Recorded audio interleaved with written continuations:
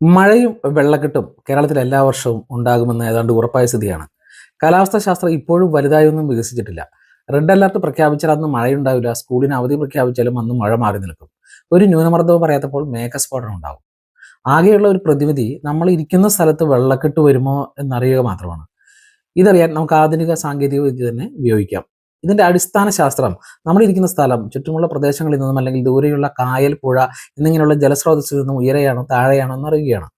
സമുദ്രനിരപ്പിൽ നിന്നും നമ്മുടെ പ്രദേശം എത്ര മീറ്റർ ഉയരത്തിലാണെന്ന് അറിയുകയാണ് ഇതിന്റെ ആദ്യപടി.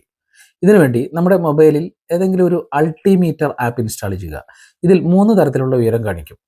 GPS ഉപയോഗിച്ചുള്ള ഉയരം, ലൊക്കേഷൻ അടിസ്ഥാനമാക്കിയുള്ള ഉയരം, അന്തരീക്ഷമർദ്ദ പ്രകാരമുള്ള ഉയരം. ഇതിൽ ഏതെങ്കിലും ഒന്ന് അടിസ്ഥാനമാക്കി എടുക്കാം. ഇത് തൃശ്ശൂരിലെയും കിഴക്കോട്ട് പാലക്കാട് ഭാഗത്തെയും സമുദ്രനിരപ്പിൽ നിന്നുള്ള ഉയര വ്യത്യാസമാണ്. പാലക്കാട് പശ്ചിമഘട്ടമെത്തുമ്പോൾ ഉയരം കൂടി വരുന്നു. പാലക്കാട് നഗരത്തിൽ ചെറിയ വ്യത്യാസങ്ങളുണ്ട്. ജലസ്രോതസ്സിനേക്കാൾ ഉയരം കാണിക്കുന്ന സ്ഥലത്തേക്കാണ് നമ്മൾ മാറേണ്ടത്, അല്ലെങ്കിൽ അഭയകേന്ദ്രങ്ങൾ സ്ഥാപിക്കേണ്ടത്. നദി, കായൽ, വെള്ളമൊഴുകി വരുന്ന റോഡ് എന്നിവയുടെ അതേ ഉയരത്തിലാണ് നിങ്ങളുടെ വീടെങ്കിൽ അങ്ങോട്ടുള്ള വഴിയിൽ ഉയർച്ചയൊന്നുമില്ലെങ്കിൽ നിങ്ങളുടെ വീട്ടിലും വെള്ളമെത്താൻ സാധ്യതയുണ്ട്.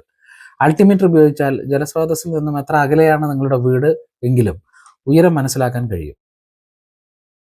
അപ്പോൾ ചെയ്യേണ്ടത് ഇതാണ്: അൾട്ടിമീറ്റർ ഉപയോഗിച്ച് നിങ്ങളുടെ പ്രദേശത്തിൻ്റെയും നിങ്ങളുടെ ചുറ്റുമുള്ള പ്രദേശത്തിൻ്റെയും നിങ്ങളുടെ പരിസരത്തുള്ള ജലസ്രോതസ്സിൻ്റെയും ഉയരം അളക്കുക. ഈ വിവരങ്ങൾ താരതമ്യം ചെയ്താൽ, അല്പം പ്രായോഗിക ബുദ്ധി കൂടി പ്രയോഗിച്ചാൽ, കഴിഞ്ഞ തവണത്തെ പ്രളയത്തിന്റെ ജലനിരപ്പ് കൂടി പരിഗണിച്ചതിന് ശേഷം നിങ്ങളുടെ പ്രദേശത്ത് വെള്ളം എത്തുമോ എന്ന് മനസ്സിലാക്കാൻ കഴിയും.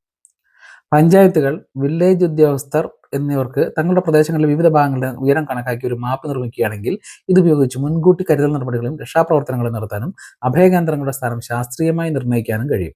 ഒറ്റപ്പെട്ടുപോയ പ്രദേശങ്ങളിൽ നിന്ന് വിവരമൊന്നും ലഭിക്കുന്നില്ലെങ്കിൽ തന്നെ അവിടെ വെള്ളം കയറിയിട്ടുണ്ടാകുമോ എന്ന് ഊഹിക്കാനും രക്ഷാപ്രവർത്തകരെ അയക്കാനും ഇതുവഴി കഴിയും. അപ്പോൾ പറഞ്ഞു വരുന്നത്, അൾട്ടിമീറ്റർ ഉപയോഗിച്ച് പ്രളയം ഉണ്ടാകുന്ന സ്ഥലങ്ങൾ കൃത്യമായി പ്രവചിക്കാമെന്നല്ല.